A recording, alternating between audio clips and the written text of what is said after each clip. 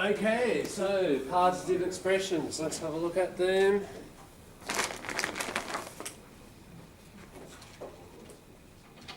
A bit of chocolate, yeah. Sounds good. Tastes good. Bit of news. They're fine. They're good.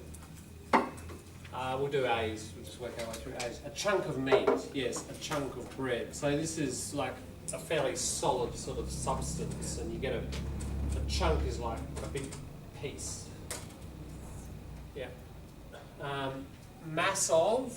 Yeah, mass of gold. Massive evidence. That's a really nice one. So what we see here is a lot of these are physical, but some can become metaphorical, and that one can. And that certainly is, there was a massive evidence to prove that she was guilty. That's a good one. Mass of water, you could have a mass of water, I guess, yeah. Chemically yeah. you can have it? Yeah. Chemically you can have it? Don't think chemically about mass, it's like mass in physics, that's a different meaning, a bit confusing. A mass of water. Generally... But metaphoric, something. Yeah. Generally we'd say a body of water, but you could do it. Yeah. Sliver of land, not really, these are good. A sliver of bacon, sliver of cheese.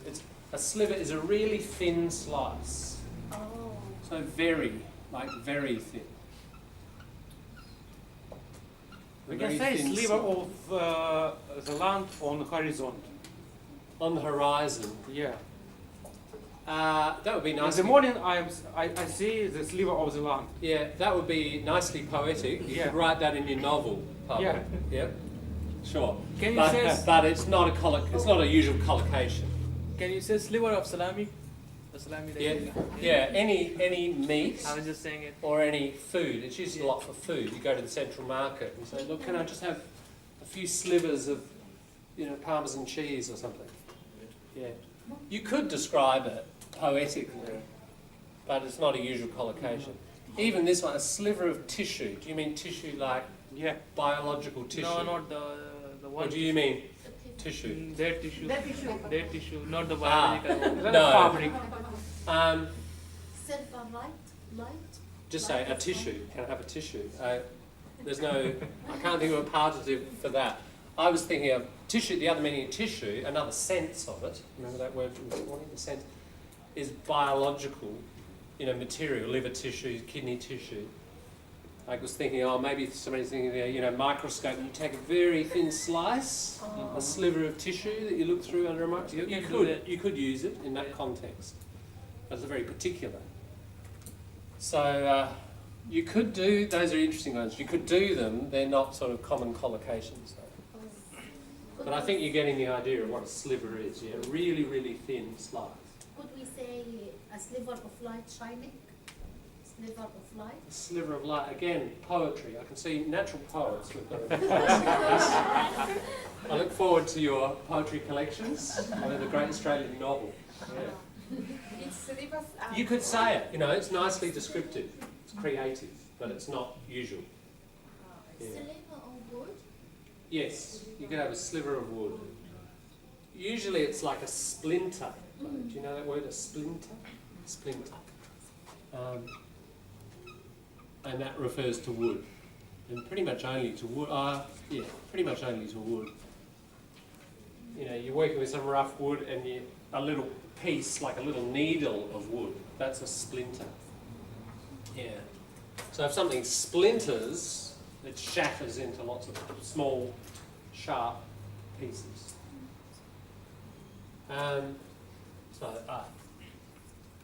Okay, a dash. Now, a dash is generally, if we think of this word, again, let's go back to the verb. What does dash mean? Physical verb. Knock it down. Knock it down. Knock it down. What are you thinking of there? Football players. Football players will not know. There's dash. That clash. Clash or bash. Clash, maybe. Dash means to run really fast. He dashed for the door because there was a fire. He dashed. So dash is to run or move really fast. Okay, so now it's become a noun. So here's why it's a dash. Go into the bar. I want gin and tonic with a dash of lime. So he makes the gin and tonic, and then he gets the lime bottle with lime juice, and he goes fast. That is a dash. That's right. So we can see it applying to a dash of soda, a dash of juice, and it can broaden. So you could say a dash of salt. You might read that in a recipe. What So about it's just flavor? like a little bit, isn't it? And a little, same with sugar. Sauce? More commonly with salt, so you can do it, but the most common one with salt Liquid. is a pinch. Pinch. Is a pinch of salt. Usually in recipes Yeah. they say, just add a pinch of salt. You could say a dash, I'm sure it's in some recipes. A dash of flavor? Flavour, yeah, again, you could say, oh yeah, you know, that's got a dash of a particular flavour. And it's got a dash of a nutty flavour. Sauce. How about sauce? Yeah, sauce, that's right. Any fluid, liquid. Chunk of champagne. Chunk or dash? Oh, Dash. Yeah. Dash of champagne. Yes. Exactly. That would just be a little bit. If someone says, oh, can I fill up your glass? The great Aussie barbecue. Oh, yeah, just a dash, please. Just a dash. So it's just like, you know, not too much. Now you can, you know, like this one. These are material, aren't they? And that one's metaphorical. So you can do it with this sort of thing, but not really. That's not really a collocation. read please. I don't see. Hmm? I don't Cooperation, it see. says. Cooperation. But it's not really one. Look, let's get this in there. Humour. You know, she added a dash of humour to her speech that she was giving. You know, so there's a little bit, and it's like this one, and that's correct. Humour. Yeah, a touch of humour, a touch, just a little tiny amount. But we can use this metaphor as well. A touch, a dash of humour, a dash of a number of things. You know, just more. A dash of satire, so a little bit the same. A dash of, yeah, it's limited. Again, where, you know, if you're interested in other possibilities, just the word. If you put dash of in there and see what other possibilities would come up, you know, the more abstract ones. Pile of, yeah, just pile of. Now, that's accountable, isn't it? So you can certainly say that, but what we're trying to work with here are the uncountables, because it's in that section in the chapter. Dirt, pile of fragments, you'd have to say. Because there are fragments of, you know, somebody's been smashing glass, you sweep it up, there's the pile of the fragments of glass. But any substance, coal, a pile of coal, a pile of dirt, a pile of gravel. Pile of money? Ooh, yeah. Yeah, so these are uncountables. I think a pile's pretty clear what that means. A portion of income, true, not sale. A portion of profits, yeah, no, that's countable though. You could say a portion of the profit. A portion of property, I guess, yeah. A portion of meeting, that doesn't work. A portion of paper, not really. A portion of paper, no. Portion of meat, Yeah, food, yeah. And food, very common. Portion is like certain amounts for distribution usually, isn't it? And you portion, here's the phrasal verb, you portion out food. And you can see the out there because it's coming out of the pot. They also use portion for like that portion and this portion, like Yeah. different types. Because suppose that portion of the camera, you are talking with Position. a specific thing of that. No, you wouldn't say that portion of the camera, that doesn't make sense. Like upper portion of human body. Oh or yeah, the lower sure, portion the of- lower portion and the upper portion of Yeah, the body. specific certainly. one. Yeah, you can use it like that. True. Portion of information. No, No. not a portion of information. An amount of information, I tend to say. Insufficient portion. Insufficient. Insufficient Insufficient amount of it, not portion. You can collocate portion with insufficient, yeah. Oh, look, that's an insufficient portion of food for that person, yes. Yeah. Can we use the portion of law?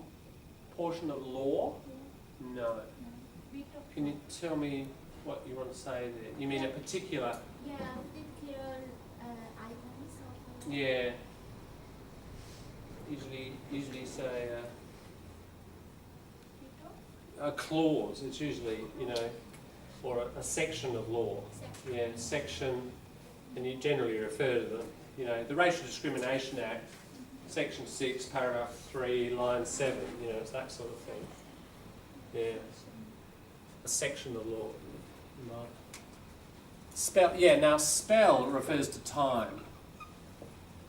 And again, that word sense, there are various spells, like a witch, you know, magical woman, makes a spell, turns somebody into a frog. That's a spell, different from this kind of spell.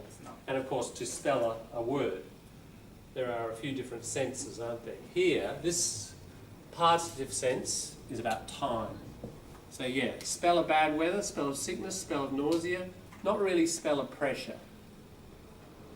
Those are good. Any weather, hot weather, cold weather, bad weather, good weather, spell. It's very common with weather. Most common with that. Does that mean short or long? If it says It's relatively short. You can say, oh, we had a long spell, or we had a short spell. But if Oh, someone yeah. just says, oh, we had a spell, it's generally like a few days. They use That it in sort of cricket as well, like Do that? a long spell of like when you bowl. Yeah. You say a long spell of hours or something. Right, yeah. Yep, I can imagine it being used in cricket. Yeah. Yeah. Spot of blood, spot of ink. Yeah, so you know, coloured fluids that create a spot that you can see. Spot of paint, spot of colour, and that's an interesting one. Yeah, nice metaphor. A spot of bother. What does it mean? what does that mean? Bother means like trouble, and you can also say that one, a spot of trouble. So it means like a little bit.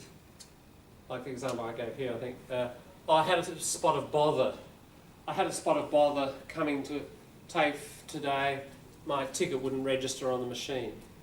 Just a little moment.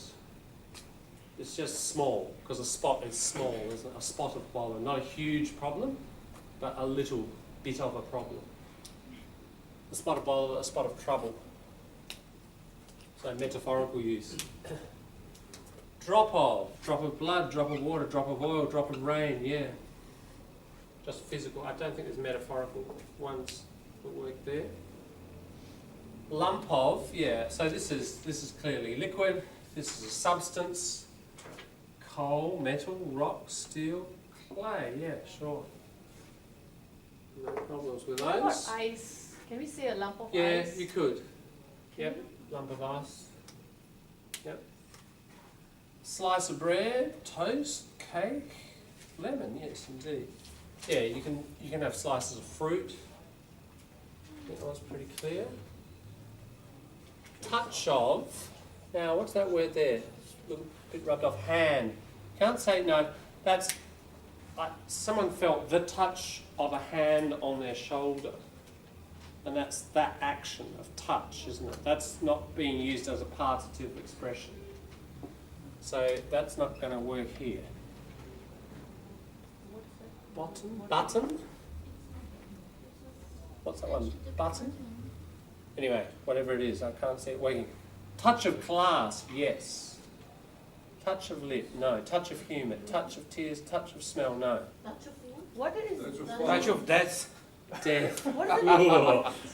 The touch of death. Again, that's like the touch of something. The touch of beauty. That's like the physical thing. What we're talking about here, this one is very similar to this. It's just a little bit. Touch of beauty, yeah, I haven't heard it as a collocation. But these ones are, these two. Strongly collocated.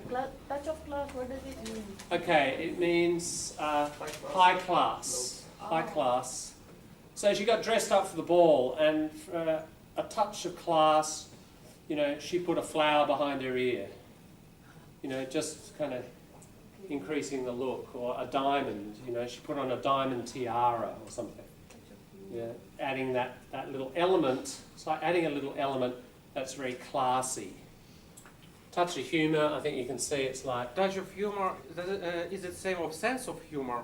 Or No, it's like this one, it's like a dash of humour. So Uh-huh. there was a serious political speech, Mhm. and somebody was going to get up in Parliament and give this talk. They thought, I'm going to put in a couple of little bits of humour to lighten the whole thing. So they put in a few touches of humour. Mhm. It's like little bits of... So like touch of smile. Not smell, smile. No, the smile works nicely here. That is absolutely right. No touch of. So there was a trace of a smile. You have to say there was a trace of a smile on her face as she read out the letter. There was something in it that made her smile just a little bit. You could just see. So a trace is, you can hardly see it. Trace. So if again we'll go back to the verb. To trace means like, it's probably related to this word historically. I need to check it. But it's like, think of an Aboriginal person, you know, tracking the kangaroo, and they look for little stones turned over, really hard to see, but those tiny little signals, signs. Trace of footprints. Yeah, it's like that. But you wouldn't say trace of footprints. You have to say trace of, and then something is left behind like this. There's a trace of blood. So the detectives found a trace of blood on the sofa. Trace of sadness. Yeah, it doesn't collocate. Doesn't Trace of collocate. smoke. Yeah, it does. Yeah. What does it mean? You know, they looked towards the hills and they saw a trace of smoke rising from behind the trees. Very typical sort of adventure for boys story, you know, a trace of smoke. What does Yeah. it mean by Cloud. trace of It's, cloud? no, a cloud would be big, wouldn't it? A trace would be like just a really thin. The word I think of there is quite a nice one, a wisp. A wisp of smoke, like someone smokes a cigarette and just that little trace, that little kind of thread, that's a wisp. Can we say about emotion? Yeah, you could, absolutely. That's a really good point. Almost any emotion. So she said it without a trace of sadness. Yeah. Often it's in the negative. You know, he expressed his ideas without a trace of anger. It's Yeah. often like without a.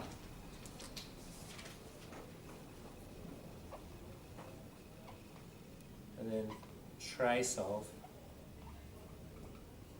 So there was no element there at all. It's like you're saying it's 100% clear of that particular emotion. Yeah.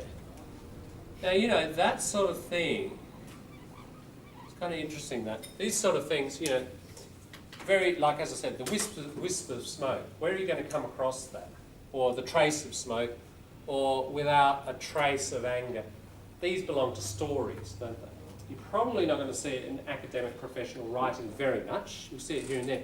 So certain genres, like stories, whether they're for kids or adults, descriptive of physical environments and physical expressions on people's faces. This is narrative, telling stories. And this is an example of why, if you want to get good control of all of these, you've got to have this nice wide reading habit and be moving through the genres quite consistently and regularly. And that's the way you'll meet all of these different creatures. But if you focus on just academic professional, you know, you'll only get certain ones. So it's pretty important to be reading, watching, listening across all possible genres, you know, and by that I mean, you know, let's extend it to watching, you know, television, documentaries, fiction, you know, drama, make it that range so that you don't get kind of stuck in just one area of English. Yeah, so that's a good list of partitive expressions. Just The last one, the trace Ah. of atom. trace of, oh yeah, that's a really good one. Very relevant to you guys. There was a trace. Yeah. The There was a accent? trace of a Spanish accent. You know? Or he spoke without a trace of accent. So absolutely like the language he was trying to speak. Yeah. Very interesting. Good. Are there any further questions about that or Can we comments? use, for example, dash of flour?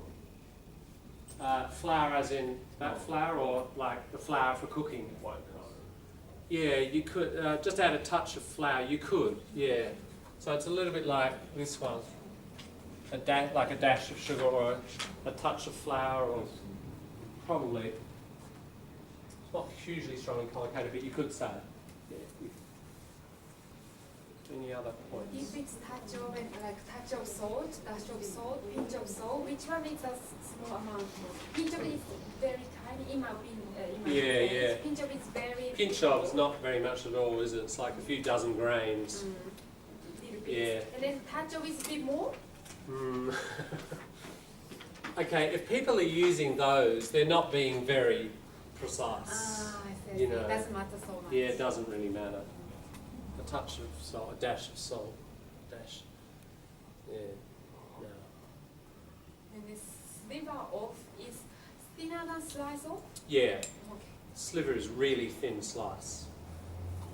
Yeah.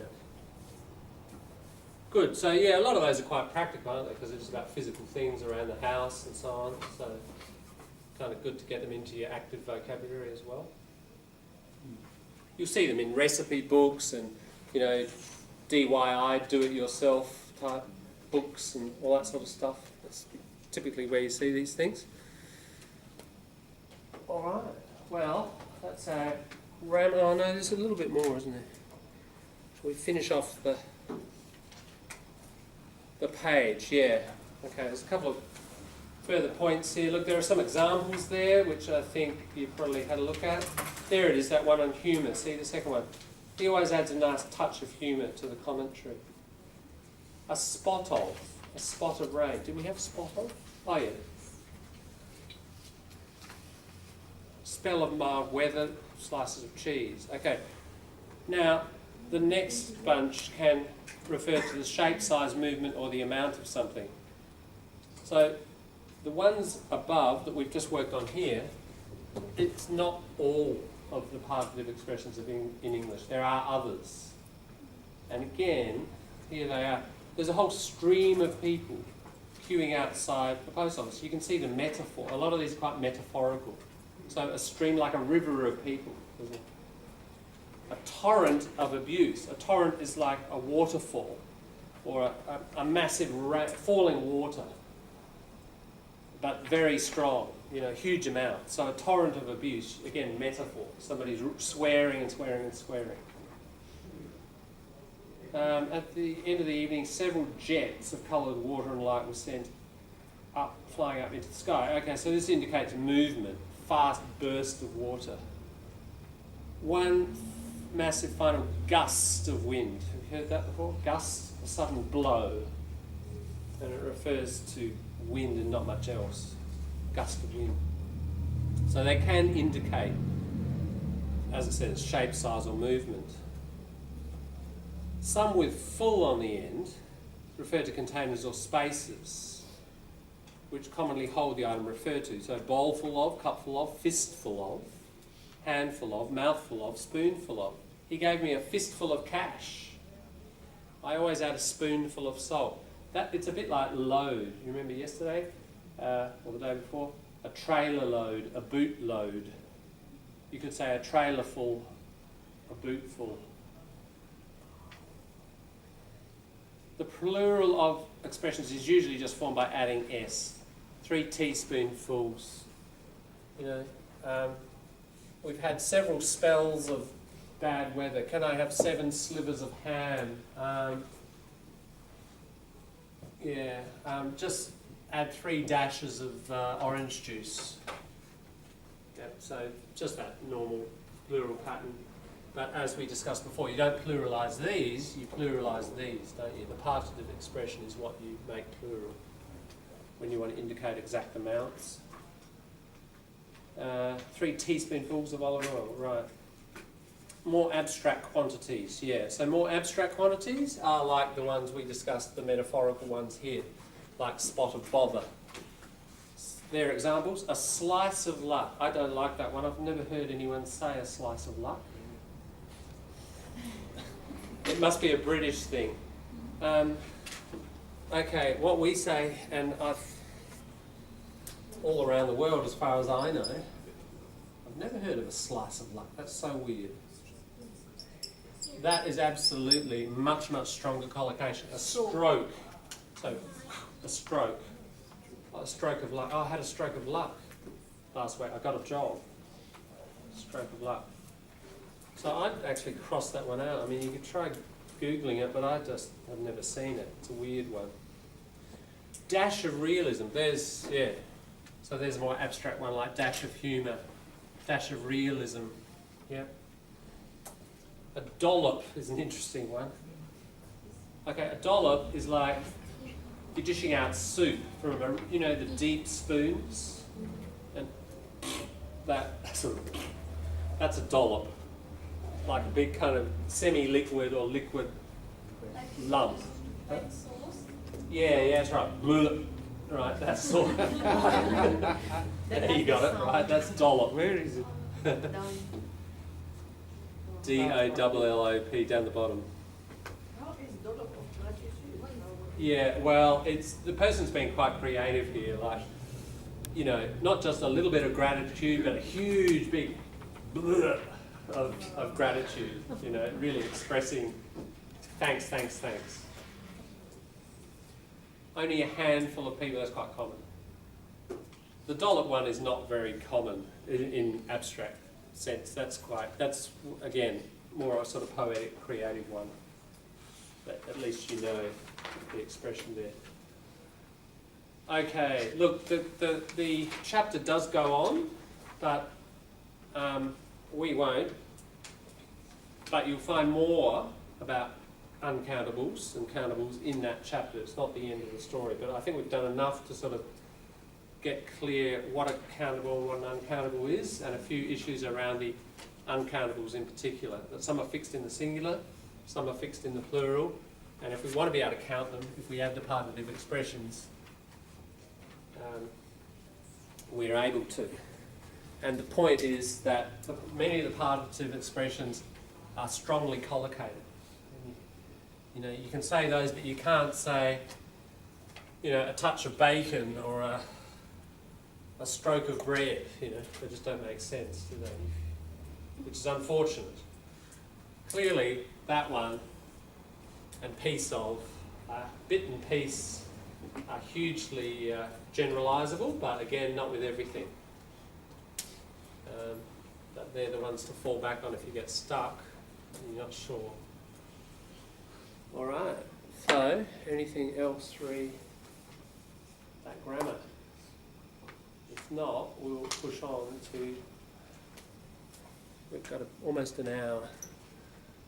End of the week, we'll do something a bit lighter. We're going to do listening, speaking, and slang.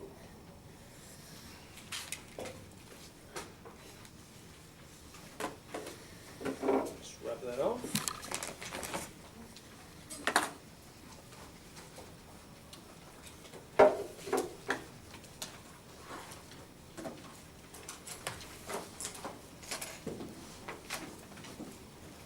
Now, has anybody seen the program on the ABC called How Not to Behave? How Not to Behave. Who's seen it? Yeah? Yep.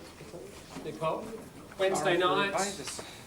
I can't remember what time it's on. Sort of 8:39.